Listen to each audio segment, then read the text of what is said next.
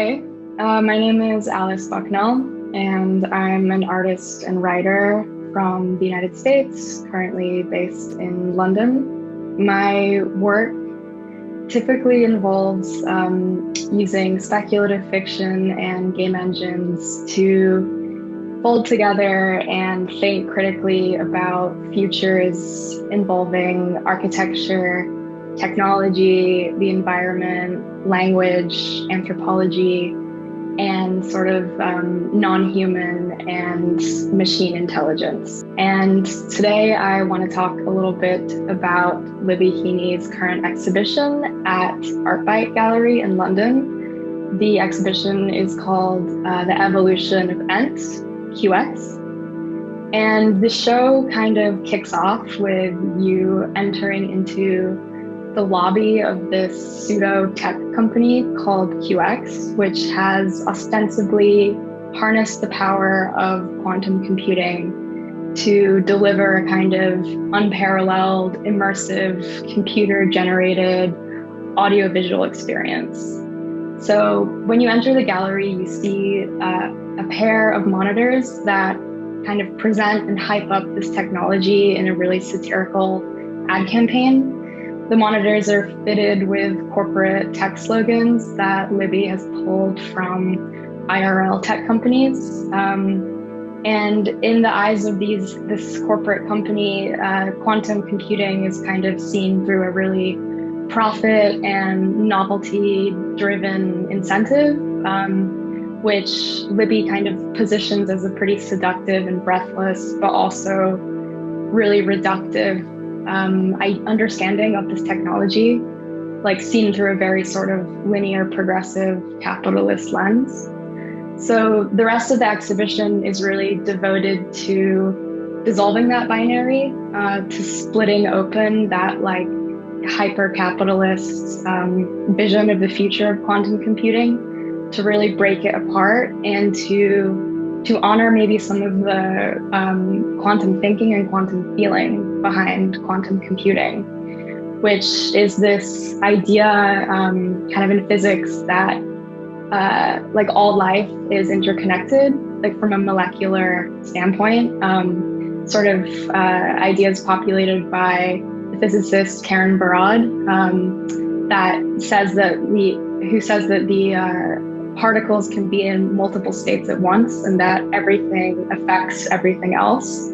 So in a way, it's a really good metaphor for thinking about and thinking through the numerous kind of crises that affect us right now, like from the climate crisis to indeed like the evolution of technology like quantum computing being this really like heaven or hell moment with us sort of stuck in this purgatory as the tech kind of arcs towards actualization or realization, the uncertainty of the many possible futures it could have. So yeah, from the sort of tech hellscape lobby scene in Artbyte, you then enter into this black box space, which is a real sort of immersive total environment. It's like a 360-degree projection, a literal black box in the gallery space that Libby has built with her own quantum code and also animated inside the game engine Unreal Engine. And for Ent, Libby takes as her inspiration the central panel of Bosch's Garden of Earthly Delights, which is a pretty famous triptych from the Northern Renaissance era. And in the triptych, you kind of have heaven on one side, hell on the other.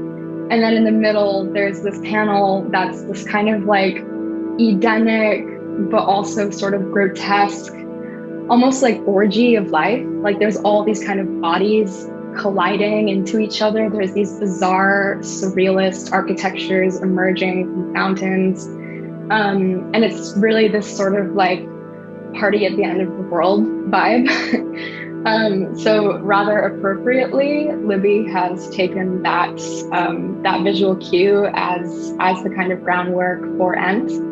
So When you enter into the space, the 360-degree projection, you're kind of catapulted through Bosch's painting, and the camera zooms over the kind of luscious green grass of the garden, and you enter one of the sort of architectural structures of Bosch's painting, the sort of bulbous, almost planet-shaped kind of mound.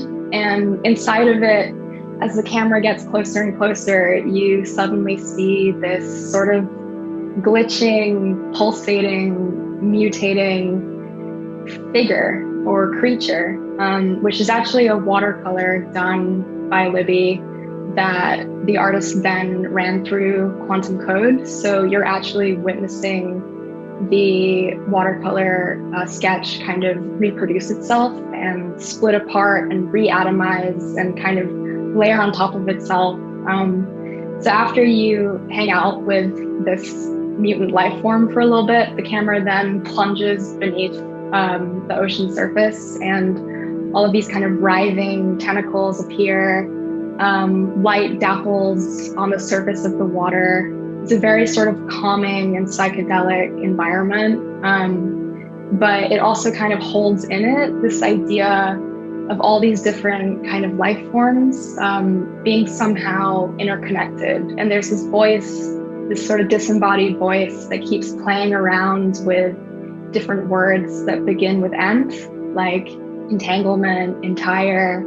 So as you're listening to this voice, you're also kind of experiencing all these different rendered environments and sort of being guided by this kind of hybridized quantum watercolor creature. I think the whole 360 experience of Ent, but especially the underwater scene, reminds me a lot of some of the ideas that writers and thinkers like Ursula K. Le Guin and Jackie Wang talk about in their work. The idea that the collective is something that's always emerging, that's not necessarily obvious or doesn't make itself apparent. It's a latent state that's actually the most radical disruption of capitalism's linear, progressive, techno-heroic, time-killing arrow.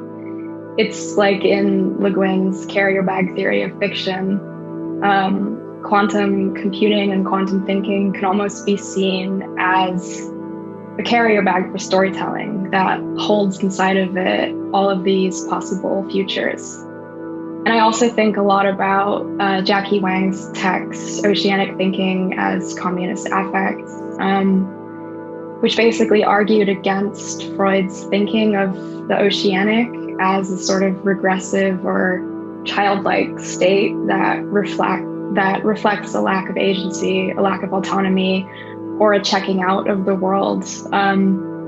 I think that acknowledging the interconnectedness and the collectivity of quantum thinking is actually a incredibly powerful and precious state to be in, similar to how Jackie Wang thinks of the oceanic. It's like a space where we can think critically outside of ourselves, outside of the single individual or ego of identity. We can think beyond these binaries and think with each other. And when I say each other, I mean both human and non-human life. And maybe that this state, this kind of quantum feeling, quantum thinking, oceanic feeling, is actually the most creative and communal state to be in. So we should linger here and revel in it and soak it up and carry it with us into what other futures we do inhabit. So after experiencing Ent, you come out of the black box, and as a kind of finissage to the work or to the exhibition, there's a final video screen which almost like sandwiches the black box experience between the sort of pseudo tech company lobby pitch and the final single channel video work, which is basically a strung out commercial from the QX company. And you're basically invited to nestle inside of this kind of octopus-like plushy seating arrangement that Libby co-designed with Rosie Gibbons. And you kind of nestle into this creature, this plushy creature, and the video itself is playing a kind of sales pitch promotional video from QX that has itself been slimified. It's sort of been hacked in a way by the quantum computer. And as the voiceover narrator is like exclaiming about all of the amazing things QX is doing, the video itself sort of begins to break down. It starts to glitch and kind of tape over itself in a strange way. And you get the feeling that this sort of, binary vision for this technology to kind of fuel the flames of a techno-progressive, linear, capitalistic, Silicon Valley-esque sales pitch itself is like being broken down or consumed or rejected by the technological possibilities of quantum computing, and also the kind of biological, personal, political, and social dimensions of this possibility.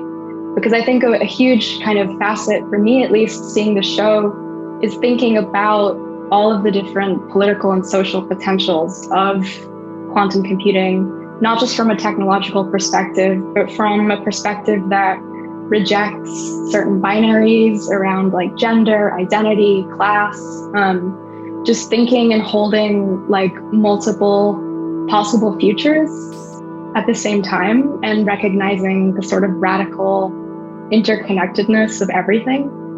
So although the exhibition certainly hinges between that like dizzying, ecstatic possibility of collectivity, it also is a warning sign towards what might happen if this technology is sort of, seized and developed by the tech companies in question that have a very limiting and derivative and ultimately very binary understanding of what this technology is and what it can do. So Libby's work in and of itself is almost like the central panel in Bosch's triptych. It kind of positions itself between these two possible futures and asks us to think critically about them and be cautious, but also be optimistic and hopeful for what these futures have in store and what they could look like.